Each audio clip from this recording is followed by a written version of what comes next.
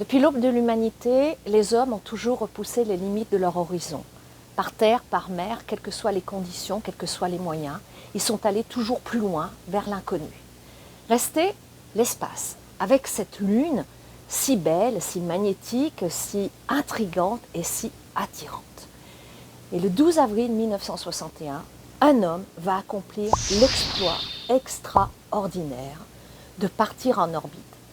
Il s'appelle Youri Gagarin, il est russe, plus exactement soviétique, ce qui n'est pas anecdotique. Il a 27 ans, il a un sourire ravageur, un visage qui respire la bonté, il a un courage absolument inouï. C'est le héros idéal et l'outil de propagande parfait. C'est Khrouchtchev qui est aux manettes.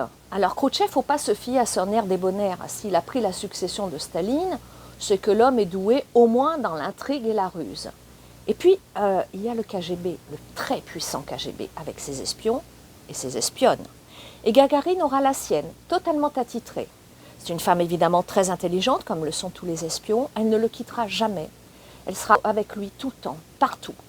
Et elle va même tenter d'être son ange gardien, parce que le destin de Youri Gagarin, en fait, va être assez triste. Youri Gagarin, en fait, ne s'appartient plus. Il appartient à la nation. Il va devenir l'étendard de l'URSS. Regardez comme nous sommes un pays puissant, moderne, à la pointe de la technologie. Et en plus, nous avons damé le pion aux Américains sur la conquête spatiale. On est en 61, c'est pas anodin. Quelques mois plus tard, au mois d'août, ce sera le mur de Berlin. Terminé, on ne circule plus, deux blocs, on est en pleine guerre froide.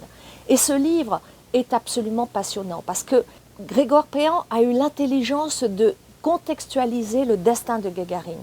Gagarine, c'est une histoire en soi qui est déjà absolument fabuleuse, qui est émouvante, passionnante. Il est mort juste à 37 ans. Il n'aura jamais les Russes marché sur la Lune. Mais Péan va réussir à nous raconter toute cette histoire-là. Il fait des portraits, il croque, Khrouchtchev en particulier, mais je vous assure que c'est savoureux. Les dialogues sont dignes d'un bon roman d'espionnage. C'est un livre génial, passionnant. Même si vous n'aimez pas la conquête spatiale, ce qui est mon cas, moi ça ne me passionne pas. Mais si vous voulez, c'est un moment de notre histoire. Alors Gagarine n'aura peut-être pas marché sur la Lune, mais le petit pas qu'il aura fait dans l'espace aura ouvert une grande voie à l'humanité. Merci.